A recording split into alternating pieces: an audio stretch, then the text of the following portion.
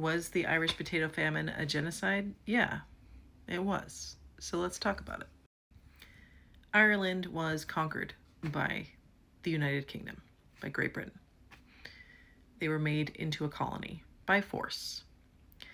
The land was confiscated and put under British ownership, and the peasants of Ireland were forced to work this land for wages. They were not allowed to own it, and they were given a small 1 to 3 acre plot that they could plant for their subsistence and given a shack to live in. For most of the colonial period, the Irish peasants were able to subsist on the potato crop that they grew on this small plot of land. They grew themselves. This was all they were allowed to grow. They were not allowed to eat the cash crop that they grew on the land that the British owned. They were forced to work this land, and the fruit of their labor was sold internationally by the British. This system only worked if the potato crop was enough for the Irish peasants to live on. They were not given anything else to eat. So when the potato blight, which was a fungal disease that infected the potatoes in Ireland, when it came in 1845, and half the crop failed that year, there was food in Ireland. There was grain, and there was livestock. It was there in Ireland. It was not for the Irish. It was for the British to sell abroad. It was kept from the Irish. So the British Crown did a few things, a few very meager things to sort of pretend that they were helping the Irish during this potato famine.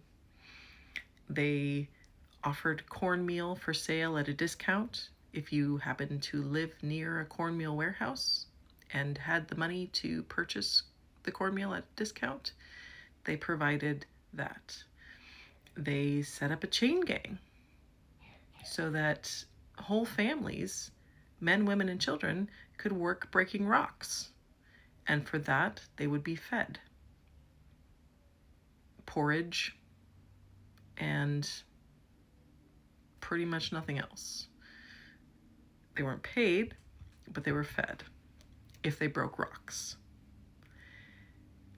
But other than that, the British did nothing to change the system during the potato famine, and that system had been set up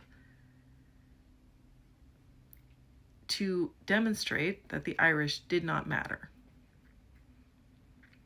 that the Irish were not worth anything in the British eyes, that they were less than human, that they deserved to be exploited because they were Catholic, because they were seen as less than.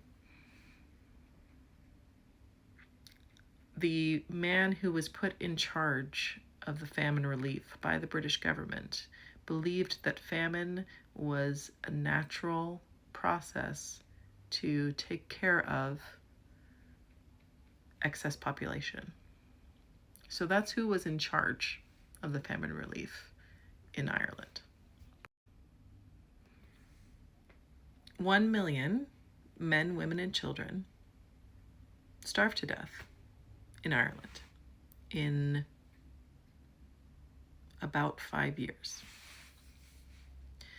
So imagine 1/8 of the total population of the island starves to death. So many people that they don't have enough wood to make coffins. So many people that they don't have room to bury them. That many people die. And your solution is to send in more troops to protect the grain shipments, to make sure that that food is making it to where it's going to be sold.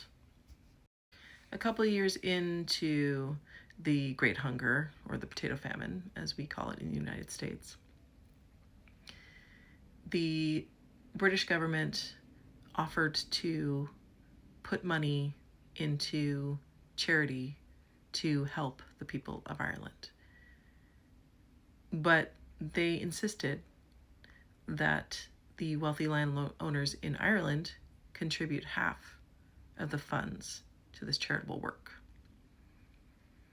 And the landowners in Ireland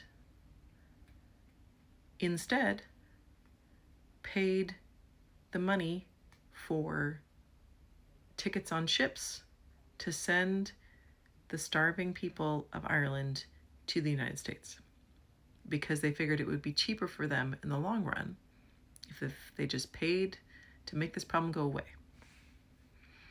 And as you know, and as I know, in the United States, a lot of those people are still here. Their descendants are still here.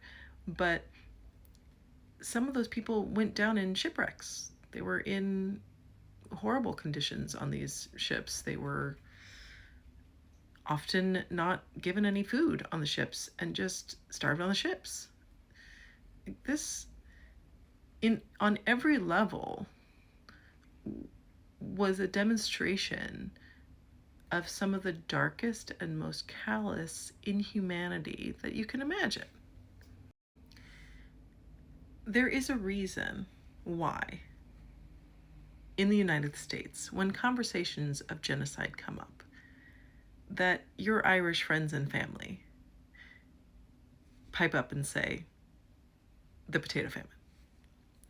And a lot of times this is stressful and not well received, because right now in 2024 in the United States, the Irish have white privilege that needs to be acknowledged. And there are people in the United States in 2024 who are really suffering at the hands of current oppression, which is based on the color of their skin and their origin, their background, right? So for an Irish person, a modern Irish person in 2024, to enter into conversations about current racism, yeah, they need to step back and listen to some other folks. But was what they went through during the Great Hunger, during the potato famine, a genocide? Yeah, both things are true. The Irish in the United States right now in 2024 are doing great. Don't need a whole lot of sympathy. But what their ancestors went through in 1845 was beyond fucked up. Beyond fucked up. So I think we can talk about it in real terms and talk about the horror of that time period. In 1845, there were 8 million people in Ireland. 1 million of those people died. 1 million of them emigrated. And in the years that followed, after the 1 million that emigrated, another 1.5 million people emigrated. So by the end of the century, there were 4.5